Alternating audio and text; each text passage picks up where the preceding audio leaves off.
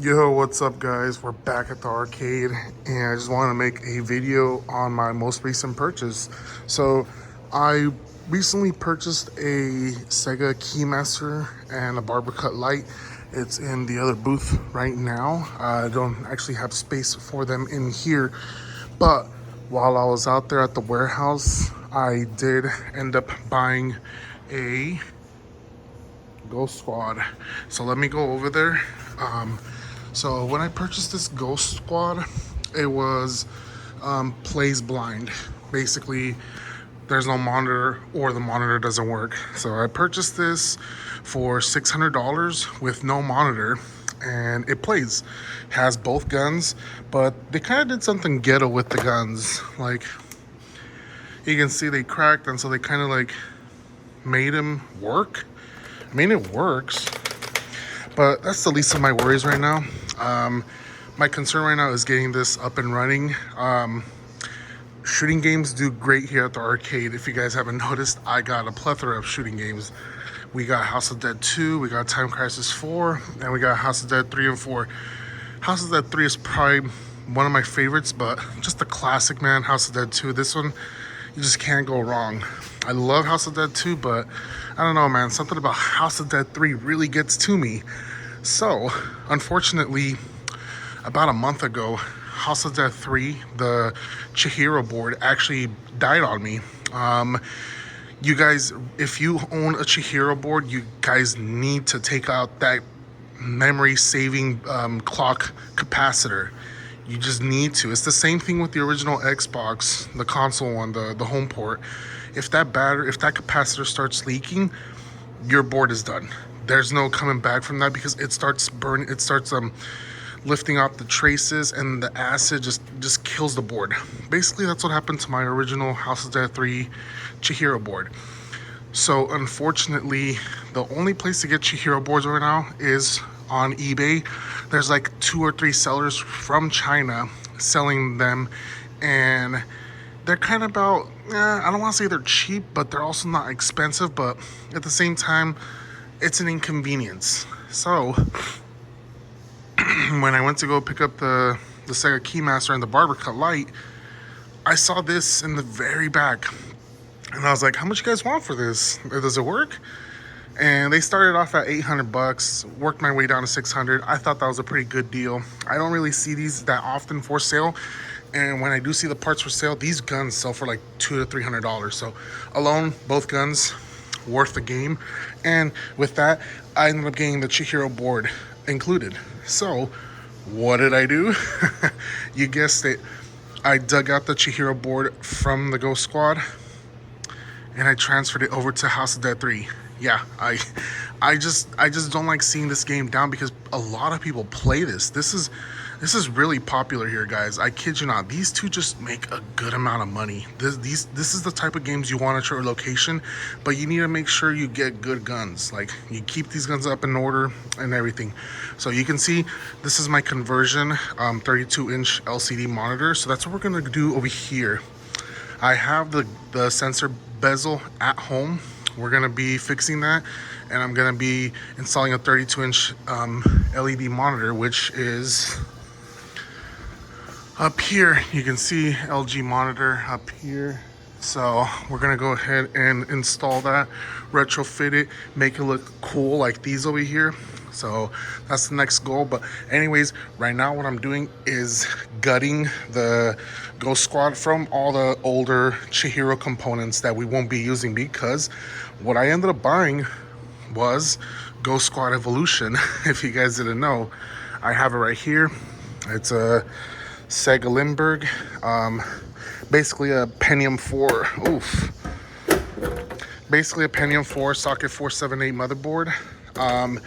So we can't reuse the original Sega JVS standard power supply. We actually have to use a 24-pin computer power supply. So that's what we have right here. It is a computer power supply. Let me show you guys. It's just your standard 24-pin power supply. Nothing fancy. It's 450 watts, which is more than enough to power this up. And so what we're gonna do is we're gonna be installing this in in the Ghost Squad, which is going to convert it to Ghost Squad Evolution, which pretty much has everything unlocked. So you can see I already removed the Chihiro board and all the other stuff from the inside of the Ghost Squad. And so right now what we're going to do is we're going to mock up the mounting location for the Lindbergh board, somewhere around there. I think we should have enough room right here. And then right here I'm going to put the power supply. So it's going to actually be a perfect fit. And as I said, I did disconnect the cables right here, but I think I'm gonna have to splice in some cables because like the 12 volt for like the coin door, the IO boards and all that needs to be powered up somehow. So we have to power up all that through the new power supply. So I'm gonna go see if I have some spare 4-pin Molex female connectors so that we can make something work. But other than that, let me go ahead and get to this, guys, because we're gonna open up the arcade in about half an hour, and I need to get as much productivity out of this right now when there's no customers, because obviously it's so much easier to work when there's no kids running around and like grabbing your tools. Trust me, guys, I worked out round one and I work here obviously, and sometimes it just sucks when there's little kids just getting in your way. I don't hate them, but it's just inconvenient when you have your tools all laid out. They trip, they knock them over, and you know. Anyways, guys, I'm gonna stop ranting. Let me go ahead and install the Lindbergh in here. So here's that monitor frame I was talking to you guys about. Basically all I did was cut off the shroud on both sides and kind of opened it up for the 32-inch monitor. And yeah, you could run it like this inside the cabinet and just throw the glass on it, but I just think it kind of looks, it doesn't look all that appealing. So what I did, and you don't have to follow this method, you could use black tape, you could use black paper, and that will look fine. But I'm gonna choose this method. Basically, I've been doing this for quite a while now, where I just paint these glass pieces. So all this is gonna do is cover from this area right here, so that way you guys don't see this right here, because honestly, who even reads this? And then I don't want this to be exposed. Kind of looks ugly, doesn't look all that great. So I did mask off the area where the gun sensors are, or the monitor sensors are gonna be at. So top to bottom, cover that area, and I'm only painting this little stretch right here. And you guys are wondering, hey Seabass, how did you make the base or the mount for the sensors? Because once you mess with the integrity of the shroud, it starts wobbling back and forth. So obviously you need to build a base for it. So this is what I kind of put together. You don't have to follow my method. I'm not someone that messes with wood a lot. I don't work with power tools like with wood tools. So I kind of put this together with a drill and some wood that I bought from Home Depot. So basically I went to Home Depot and bought this plank. I bought one long one, and the bottom one is what's gonna hold the monitor from coming back. Or should I say the top and bottom, these pieces are what gonna keep the monitor from coming back into the cabinet. And then what's gonna keep it from going forward? The glass, of course. So obviously it's gonna be sandwiched in from the wood and the glass. That's how I have my House of Dead 3 and 4 set up. So you can see these are, I already showed you guys, these are beautiful monitors. This is it. You can see the LEDs reacting, but that's how I got it here. So that's exactly how they are over there. Obviously all I did was buy like 2 long ones of these, and I leveled, or I guess I should say I raised it here so that this piece can go over the hump of the monitor. So you can kind of see how I got it set up, give you guys an idea, because I've been getting a lot of messages, oh, how'd you do this, how'd you do that?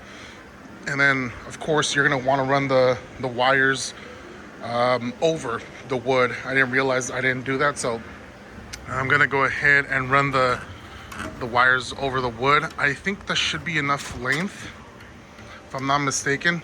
Yeah, you just want to run it over this one because I don't think there's enough space for it. But anyways, while this is drying, I'm gonna go finish converting the Lindbergh to the Chihiro setup that was originally there. But for right now, I'm gonna go ahead and do that. And I'm gonna go ahead and do my custom modifications to the original CRT base. So I'm gonna show you guys what I did. But again, you can do your own method. I'm just showing you guys what I did. So here's the Lindbergh already attached to the board. I kind of had to go a little bit over. You can see right there because it was hitting this USB cable right here. But right now it's not. It has enough space. But I think I'm gonna invest in a right angle one or something. See if something's out there that is right angle so it doesn't touch. It's touching right now, but it's not. There's no force on it. And then another thing I did was I removed the Naomi power supply, the one that would originally hook up to this one right here, and I installed a, I don't know how you pronounce it, a PVA power supply from Amazon, costing about $25. It's a 500 watt power supply, and that should be more than enough to power up the Lindbergh. And so I got this 3D printed power supply mount. You can see it's right down the top and then right here, so it holds it pretty good in place. Got that for about 15 bucks on eBay. And we got the Lindbergh connected, the monitor, the JVS, the audio, and the power supply. And I did have to buy a converter for the audio. Basically, you have RCA, I believe these are what are called, and then you have to convert it into the PC signal, which is the single port right there. So, and then one thing as well, the IO board needs to get power, 12 volts and 5 volts. So I basically cut it right here from where it would connect to the power supply, the Naomi one. And then I bought like this, it was originally a SATA interface, for the Molex to SATA, and I basically repinned it and did this. So for the Naomi, I don't know why they always do this, but they're opposite colors. 12 volt is your red, 5 volts is your yellow. So don't mix those up or you're gonna fry stuff or blow a fuse.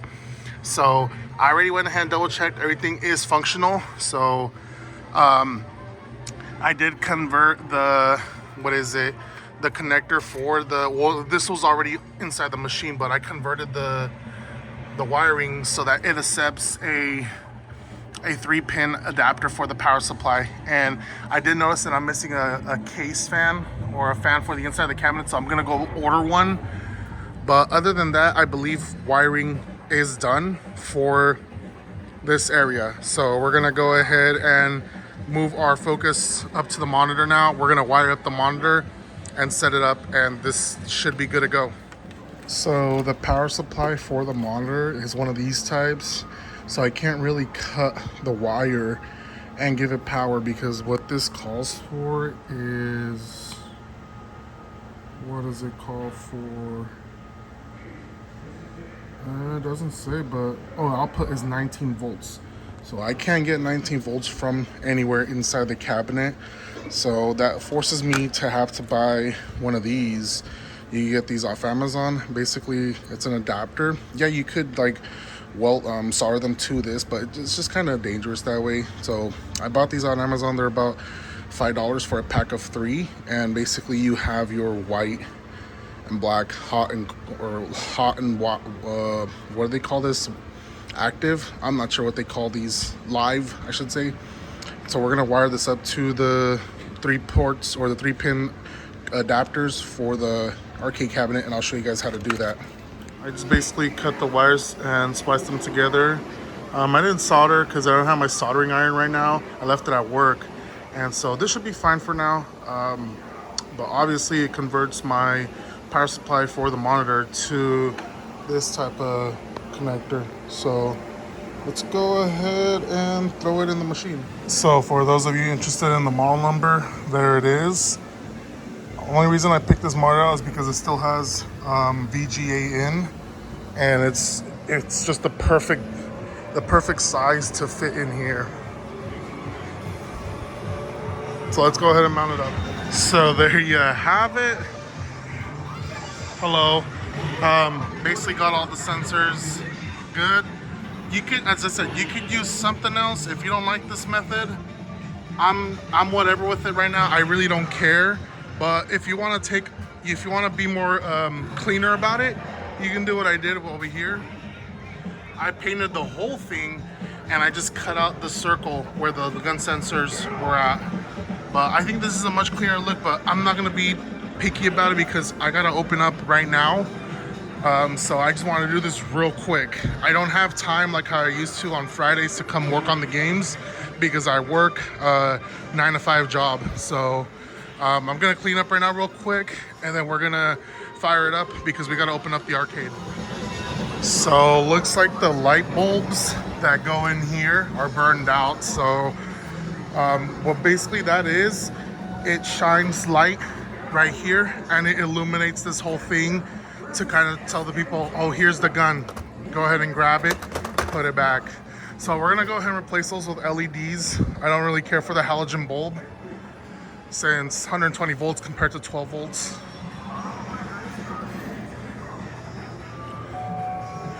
Should be a quick boot up. I like how these Lindberghs just boot up real quick compared to the Chihiro boards. Love you House of Dead 3, but Lindberghs are easier to work on and quicker to boot. More parts available for the Lindbergh since it is a socket 478 Intel based PC.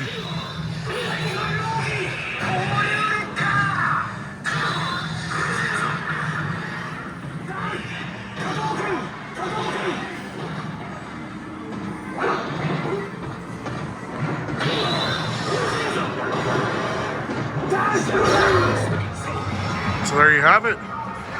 Ghost Squad Evolution. I'm not sure what's going on with the audio. I gotta troubleshoot the audio a bit more, but other than that, the game boots up or the game starts. And if we grab our gun, you can see our calibration is pretty much on point.